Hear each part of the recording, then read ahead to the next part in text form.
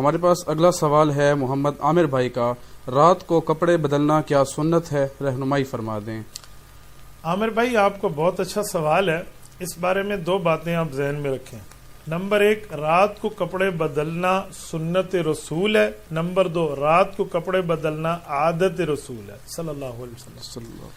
تو رسول اکرم صلی اللہ علیہ وسلم کی زندگی میں جب ہم غور کرتے ہیں تو ہمیں سیدہ کائنات حضرت عائشہ رضی اللہ عنہا ام المؤمنین اور مفسر قرآن حضرت عبداللہ بن عباس رضی اللہ تعالی عنہما کی دو روایتیں ملتی ہیں۔ سبل الرشاد میں یہ موجود، سبل الہدى والرشاد میں موجود ہے۔ آپ اس پر روایات دیکھ سکتے ہیں کہ اماں جان رضی اللہ تعالیٰ عنہ فرماتی ہیں کہ آپ علیہ الصلوۃ والسلام رات میں کپڑے تبدیل فرماتے تھے، اور بعض روایتوں میں جی نہیں، دن والے کپڑے میں بھی آپ علیہ الصلوۃ والسلام نے رات گزاری ہے۔ حضرت عبداللہ بن عباس رضی اللہ تعالیٰ عنہما کی روایت ہے کہ میری خالہ حضور پاک علیہ الصلوۃ والسلام کی اہلیہ ہے حضرت سیدہ میمونہ بنت حارث رضی اللہ تعالیٰ عنہ۔ تو میں اپنی خالہ کے گھر رہنے جاتا تھا۔ ایک رات اللہ کے رسول بھی اس گھر میں تھے اور میں بھی اسی گھر میں تھا اپنی خالہ کے پاس۔ تو میں نے اللہ کے رسول صلی اللہ علیہ وسلم کے رات کے عمل کو نوٹ کیا۔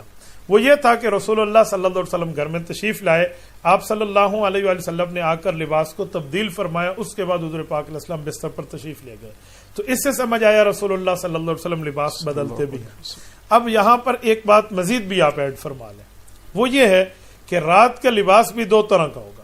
نمبر ایک، وہ لباس ایسا ہو جو بندہ شرفاء کی مجلس میں جا کر عام بندہ پہننے میں شرم محسوس کرے، تو ایسے لباس میں آپ رات کو نماز نہیں پڑھ سکتے۔ لیکن اگر لباس ایسا ہے جو آپ ہی کے دینی کے والے سوٹ ہیں، وہ آپ نے صرف رات کو نائٹ ڈریس کے لیے مختص کیا ہوا ہے، تو اس کے پہننے پر آپ آسانی سے جا کر نماز وغیرہ بھی پڑھ سکتے ہیں اور اس میں آپ کے معاملات بھی چل سکتے ہیں۔ لیکن اس کو سنت لازمی سمجھنا، دین کا حصہ سمجھنا اور اس پر اجر اور ثواب کی باتیں بتانا، اور جو رات کو دن والے کپڑے تبدیل نہ کرے اسے غلط کہنا یا گناہ گار گردانا، یہ غلط ہے۔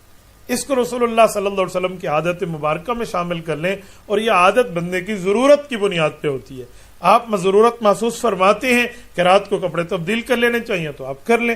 بعض کپڑے ایسے ہوتے ہیں جو بندہ رات کو تبدیل کر کے گھر میں پہن لیتا ہے، نائٹ ڈریس ہوتا ہے، نائٹی ہوتی ہے انسان کی، وہ باہر نہیں پہنتا، تو ایسے کپڑوں کے بارے میں آپ کے لیے گنجائش شریعت میں موجود ہے، آپ پہن سکتے ہیں۔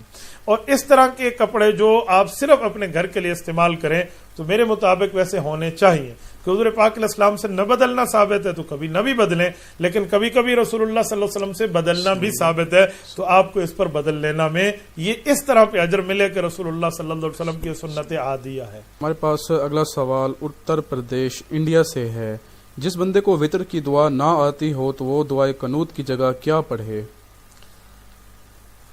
وتر کے اندر 3 رکعتوں میں تیسری رکعت کے اندر دعائے قنوت پڑھی جاتی ہے تلاوت کے بعد۔ اللہ اکبر کر کر دعائے قنوت، اللہم انا نستعینک ونستغفرک، یہ دعا ہے۔ اب یہ جو دعائے قنوت ہے یہ پڑھنا وتر میں ہے۔ اب ایک آدمی نہیں پڑھتا یا اس کو یہ دعا نہیں آتی تو اس کو چاہیے کہ دعائے قنوت سیکھے، شریعت میں موجود ہے، ثابت ہے اللہ کے رسول صلی اللہ علیہ وسلم سے۔ لیکن جب تک سیکھ رہا ہے تو اسے چاہیے ربنا آتنا فی الدنیا حسنہ وفی الآخرۃ حسنۃ وقنا عذاب النار، یہ دعا پڑھتا ہے۔ اس دعا پڑھنے سے اس بندے کے وتر ادا ہو جائیں گے۔ اس کو یہ پڑھ لینی چاہیے، کوئی دعا تو پڑھ لی ہے نا، یہ دعا بھی نہیں آتی تو اللہم اغفر لنا، اللہم اغفر لنا، اللہم اغفر لنا، یہ ہماری کتب فقہ میں باقاعدہ اس پر لکھا ہوا ہے کہ اس طرح کے الفاظ وہ پڑھ سکتا ہے۔ اس سے فائدہ یہ ہے کہ اس کے وتر ادا ہو جائیں گے، لیکن یہ سیکھتا رہے گا، تو سیکھنا چاہیے ہمیں شریعت میں۔ بعض اوقات بہت عجیب مجھے فیلنگ ہوتی ہیں کہ میں حیران ہوتا ہوں، چھوٹے چھوٹے شریعت کے مسائل ہیں اور ہم ان سے ناواقف ہیں۔ آپ مجھے بتائیں، بچہ 7 سال کا ہو، رسول اللہ صلی اللہ علیہ وسلم نے نماز پڑھنے کے حکم کے بارے میں ارشاد فرمایا اور اس پر سرزنش کرنے کی بات کی ہے جب وہ 10 سال کا ہو اور نماز نہ پڑھے۔ اچھا، اس پر بھی ایک جملہ سمجھ جائیں، یہ جو حدیث پاک میں ہے نا کہ مرو اولادکم بالصلاۃ وہم ابناء 7 سنین، بچہ 7 سال کو تو نماز کا حکم کرو، وضربوہم علیہ وہم ابناء 10 سنین، 10 سال کا ہو جائے تو نہ پڑھے تو اس کو مارو۔ اس مارنے کا یہ مطلب نہیں ہے کہ آپ نے اس کی ہڈی توڑ دینی، آپ نے اسے ایسا مارنا ہے، اس کا گال اس کو سرخ کر دینی ہے، منہ پہ مارنا تو ہے ہی نہیں، اس میں سرزنش ہے۔ بقدر ضرورت بچہ ہے، اس کو اسی انداز میں تھوڑا بہت ڈانٹ ڈپٹ سے، سرزنش سے آپ اس کو نماز کی طرف لے کر آ سکتے ہیں۔ ایک قاری صاحب کو میں نے ایک بار روکا نا کہ آپ بچوں کو نہ مارے، تو نے یہ حدیث پڑھ دی، تو میں نے اسے روکا، میں نے کہا ایک منٹ، اپنے مسئلے پر لولی لنگڑی استدلالات نہ پیش کیا کرو، حدیث پاک کو سمجھا کرو. تمہارا استدلال لولا لنگڑا ہے. کہتے وہ کیسے؟ میں نے کہا رسول اللہ صلی اللہ علیہ وسلم نے قرآن کریم یاد کرنے میں بچے کو مارنے پر فرمایا یا نماز؟ کہتا جی نماز. تو میں نے کہا آپ نے نماز پہ مارا؟ کہتا نہیں شرارت پہ. میں نے کہا پھر یہ حدیث کیوں پڑھی ہے؟ خدا کے بندے کیا خواہ خواہ سے ڈرامے بازیاں کر رہے ہو. سیدھے طریقے سے بندہ لے کر چلے. رسول اللہ صلی اللہ علیہ وسلم نے نماز کے ترک پر منع فرمایا. نماز محتم بشان حکم ہے جس کے نزول کے لیے رب نے پیغمبر صلی اللہ علیہ وسلم کو عرشوں پہ بلا کر نماز عطا کی ہے. باقی سارے حکم زکوٰۃ سے لے کر روزے تک زمین پر آئے ہیں. تو یہ مارنے کی بات ہے. اس طرح کے معاملات ہیں.